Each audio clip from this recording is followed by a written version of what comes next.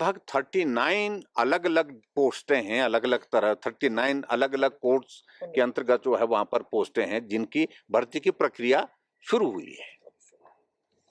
और ये बात ठीक है, आप जो कह रहे हैं, बहुत सारे ऐसे नौजवान हैं जिनकी एज जो है वो लिमिट क्रॉस कर जाएगी, उनका भविष्य का क्या होगा। और हम पहले दिन से कह रहे थे कि आप प्रक्रिया जो इन्वेस्टिगेशन की उसको जारी रखिए, लेकिन साथ साथ साइमल्टेनियसली आप समय गंवाए बिना उन नौजवानों को राहत देने का काम करें जो बच्चे जो है वो इस प्रक्रिया में, भर्ती की प्रक्रिया में एक मुकाम तक पहुंच गए हैं। अब मैंने कहा कि 4000 के लगभग पोस्टें हैं, जो मेरी जानकारी के मुताबिक, हो सकता है ज्यादा कम थोड़ी बहुत हो, लेकिन जानकारी मिली है मुझे कि 4000 के लगभग पोस्टें हैं। उन पोस्टों के लिए 39 टोटल कोड्स हैं, वो उसमें वो प्रक्रिया चली है, उसको तुरंत पूरा किया जाए, मेरा ये कहना है। और जब बाकी इन्वेस्टिगेशन के साथ जो जो दोषी है उनके खिलाफ कार्रवाई होना चाहिए, हमारी बड़ी स्पष्ट मान्यता है। मैंने सारी उसकी जानकारी हासिल करने की कोशिश करूंगा मैं, पहले तो कारण क्या हुआ, और टेंडर की प्रक्रिया अगर शुरू हुई है तो एक तो मुझे कुछ मालूम पड़ा है कि भाई कुछ जगह जो एलिजिबल लोग जो है वो उसमें जो है वो जो नहीं पाए गए, जो अब यानी कि मतलब जो टेंडर की प्रक्रिया अभी तक पूर्ण हुई ही नहीं है, प्रोसेस चला है, लेकिन उसमें जो क्राइटेरिया रखा गया उसको पूरा करने वाले लोग नहीं पाए, इसलिए दोबारा टेंडर होता ही है। जब उसकी जो कंडीशंस होती हैं उनको फुलफिल नहीं कर पाते हैं तो स्वाभाविक रूप से टेंडर की प्रक्रिया नए नए सिरे से होती है। लेकिन बहुत जगह तो इस तरह की चीजें भी हो रही है कि पिछली सरकार ने टेंडर जो है एडवर्टाइज कर दिया है, टेंडर की प्रक्रिया शुरू कर दी है, लेकिन हमें वो नहीं स्वीकार है। और वर्तमान सरकार जो है टेंडर की प्रक्रिया इसलिए भी बदल रही है कई जगह, जहां टर्म्स एंड कंडीशन को बदला जा रहा है, अपने हिसाब से रखने की कोशिश हो रही है। हमारा ये कहना है कि उसमें, क्योंकि उसमें गवर्नमेंट ऑफ इंडिया का भी पैसा उसमें है, वो सारे इसमें, और उसमें किस प्रकार से पारदर्शिता के साथ इस प्रक्रिया को, टेंडर की पूरा किया जा सकता है, उस करना चाहिए। और इसके अलावा बाकी सारी चीजों को लेकर विधानसभा का सेशन है, उसमें हम पूछेंगे कि अगर टर्म्स एंड कंडीशन को अगर चेंज करने की नौबत आ रही है, बात आ रही है, बार बार आ रही है, हर जगह हर टेंडर में आ रही है, इसको भी बदल दो, इसको भी बदल दो, क्यों आ रही है? उसकी वजह यही है कि अपनी सुविधा के हिसाब से वो टेंडर लगाना चाह रहे हैं, और सुविधा के हिसाब से टेंडर क्यों लगाना चाह रहे हैं, ये बातें भी स्पष्ट होती जा रही हैं धीरे धीरे। देखिए, मैं उसमें एक बात को बड़ा स्पष्ट कहना चाहता हूं कि हिमाचल प्रदेश में जो भी बजट सत्र में जो मुद्दे आएंगे, उन मुद्दों को लेकर के उसी वक्त ही हम बात करेंगे, और आज उचित नहीं है। बहुत सारे मुद्दे हो गए, जहां ऐसी परिस्थिति हो गई है 2 महीने के इस कार्यकाल में, जो आज से पहले हिमाचल प्रदेश ने कभी इस तरह से देखी नहीं थी। पूरे हिमाचल प्रदेश में हर विधानसभा क्षेत्र में संस्थान बंद कर दिए गए हैं। वो एक अपने आप में एक इशू है, लोग उसके लिए नाराजगी जाहिर कर रहे हैं। हमारी पार्टी की ओर से आग्रह किया जा रहा है, और उनके ही कांग्रेस के विधायक कह रहे हैं कि ये संस्थान जो बंद किए गए हैं ये खुलना चाहिए। हमने एक बात कही थी, अगर कांग्रेस के विधायकों को वो संस्थान नहीं चाहिए, वो कांग्रेस के नेताओं को अगर वो नहीं चाहिए, वो लिख करके दे दे, लेकिन ना लिख करके दे रहे हैं, क्योंकि एनुअल प्लानिंग की मीटिंग में यहाँ पर कांग्रेस के ही विधायकों ने कहा कि जो संस्थान बंद किए गए हैं वो खुलना चाहिए, हमारी मांग है, और मुख्यमंत्री के सामने, मंत्रियों के सामने कहा है। तो इसलिए एक तो मुद्दा वो है ही है,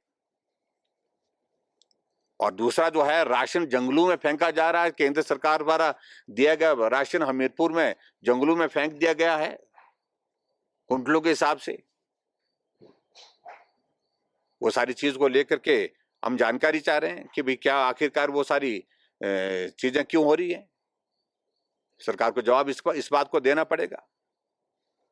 हिमाचल प्रदेश में एक स्कूटी का जो है नंबर का जो बोली जाकर के 1 करोड़ से ऊपर चले गई, और बाद में कहा गया कि वो फ्रॉड निकला, और खुलेआम फ्रॉड हो रहा है। तो उसमें ऐसी सारी चीजों को लेकर के ये क्या हो रहा है?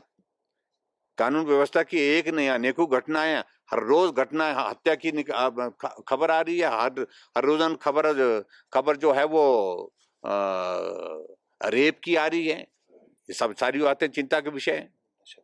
और नशा के बारे में इतना भाषण दे दिया था, इन्होंने कहा कि नशा हम समाप्त कर देंगे, लेकिन आज हर रोज, हर दूसरे दिन, तीसरे दिन नशे की खेप पकड़ी जा रही है। इन तमाम मुद्दों को लेकर के हिमाचल प्रदेश की विधानसभा के सत्र में, बजट सत्र में अब की बार जो है वो हम अलग अलग व्यवस्थाओं के माध्यम से चर्चा करेंगे और हो सकता है हम आने वाले समय में विधायक दल के साथ बैठ करके कुछ और भी निर्णय करें। देखिए अभी देखिए इन सारी चीजों को लेकर के हम पार्टी के, हम जल्दबाजी में नहीं हैं, हम जल्दबाजी में करेंगे भी कुछ नहीं। इस तरह से हम सारी चीजों को एग्जामिन कर रहे हैं और लेकिन एथिकली अगर हम कहें, जो सरकार संस्थान बंद करने पर आ गई है लेकिन सीपीएस बनाई जा रही है, चेयरमैन बनाए जा रहे हैं, कैबिनेट रैंक के साथ बनाए जा रहे हैं, तो वो जो है व्यवस्था परिवर्तन की जो है वो सारी पोल यही खुल जाती है। एक तरफ कह रहे हैं कि हम व्यवस्था परिवर्तन के तहत ये सारा कर रहे हैं और दूसरी तरफ अपने पर जो है वो इस प्रकार से सीपीएस बनाना और ये सारे व्यवस्थाएं करना सरकार चलाने के लिए, तो ये अपने आप में मतलब कॉन्ट्राडिक्टरी है। और हमेशा इसी बात को लेकर के बजट प्रावधान नहीं किया गया, बजट प्रावधान नहीं किया। अभी भी मुख्यमंत्री मंडी गए और मंडी में जाकर के बजट प्रावधान नहीं किया। मैं एक बात बड़ा स्पष्ट करना चाहता हूं, मंडी के एयरपोर्ट के लिए 1000 करोड़ रुपए का बजट प्रोविजन हमारी सरकार ने करके रखा था। आप खोलिए, आपकी जिम्मेवारी है। और लैंड एक्विजिशन की प्रोसेस तक हमने सारी प्रक्रिया पूरी कर दी। अब हम उम्मीद कर रहे हैं कि वो खोलेंगे इसको जल्दी, उसका काम शुरू करेंगे। शिवधाम के बारे में बात की तो शिवधाम के लिए 50 करोड़ रुपए का बजट प्रावधान किया और उनको जानकारी होनी चाहिए मुख्यमंत्री जी को इस बात की, कम से कम। जो पब्लिकली इतना ज्यादा बोलने लगे पड़े, और मंडी के शिवरात्रि में जहां कभी राजनीतिक भाषण नहीं हुआ आज तक, कभी भी किसी सरकार में, ना हमारी सरकार में ना कांग्रेस की सरकार में कभी भी राजनीतिक भाषण नहीं हुआ, लेकिन वहां राजनीतिक भाषण देने के लिए उनने जो शुरुआत की वो अच्छी नहीं थी। और परंपराओं से हट करके मंडी के लोगों को, बहुत मंडी के पूरा प्रदेश के लोगों को आज, क्योंकि देव समाज वहां पर आया, वो देवी देवताओं के प्रति श्रद्धा रखने वाले लोग होते हैं और वो इस देवी देवताओं का मेला है, शिवरात्रि का मेला है। और उसके बारे में मुख्यमंत्री को संस्कृति, हमारा संस्कार, हमारी जो है वो इस प्रकार से हिमाचल प्रदेश का जो है देव समाज जो है वो वहां पर उपस्थित था, उनके सामने राजनीतिक भाषण देना वो कतई भी उचित नहीं था। किसी ने भी पसंद नहीं किया। शिवधाम के लिए 50 करोड़ रुपए का बजट किया था और उनको, मुख्यमंत्री को ये जानकारी होनी चाहिए, जब बड़े प्रोजेक्ट होते हैं उसके लिए पैसा एक साथ नहीं होता, फेज मैनर में होता है। शिवधाम का फेज 1, फेज 2, फेज 3, 3 फेज हैं इसके। फेज 1 का अभी तक टेंडर हुआ है और उसके बाद उसका काम पूरा होने के बाद, उस काम पूरा होने के से पहले उसको रोक क्यों दिया गया है? यूनिवर्सिटी का हमने विधानसभा से एक्ट पास किया है और स्टेट यूनिवर्सिटी, और तब तक के लिए उसके बजट प्रोविजन करने में कठिनाई है, तब जब तक के लिए उसमें हमको लैंड अवेलेबल नहीं हो पाती है।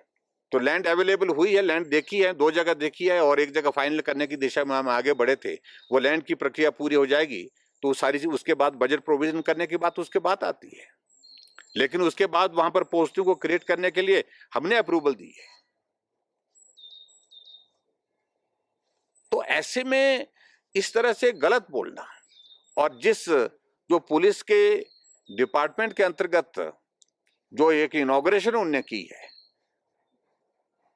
और कहा कि भी मंडी में एक भी प्रोजेक्ट पूरा नहीं हुआ, ये हमने शुरू किया था, पूरा होकर के उनने उद्घाटन किया उसका। इसलिए थोड़ा सोच समझ करके बोले। मुझे सिर्फ इतना कहना है, मुख्यमंत्री बहुत। एक बात तो मैं जरूर कहना चाह रहा हूं, मेरा कलाकारों के प्रति सम्मान है, सबके प्रति, लेकिन अंतर्राष्ट्रीय शिवरात्रि मेले की पहली संध्या, अच्छा होता कि ये शुरुआत जो है देव संस्कृति को सम्मान करते हुए ऐसे कलाकार के माध्यम से की होती, जिसमें देव संस्कृति का भी सम्मान होता, आदर होता, और उसके साथ साथ सांस्कृतिक संध्या हमारे भारत की संस्कृति और सारी चीज को लेकर के ऐसे कलाकारों को बुलाए होता तो अच्छी शुरुआत होती। तो शुरुआती दौर पर इस प्रकार से ये सारा करना, तो मुझे लगता है कि इस पर थोड़ा नाराजगी लोगों के बीच में है, लोगों ने रिएक्ट किया है, और जो रिएक्शन है, और मैं समझता हूं उस रिएक्शन में कलाकारों के प्रति मैं सम्मान व्यक्त करते हुए, लेकिन अगर शुरुआत उस तरह से की होती देव संस्कृति को सम्मान करते हुए, तो मुझे लगता कि अच्छा रहता।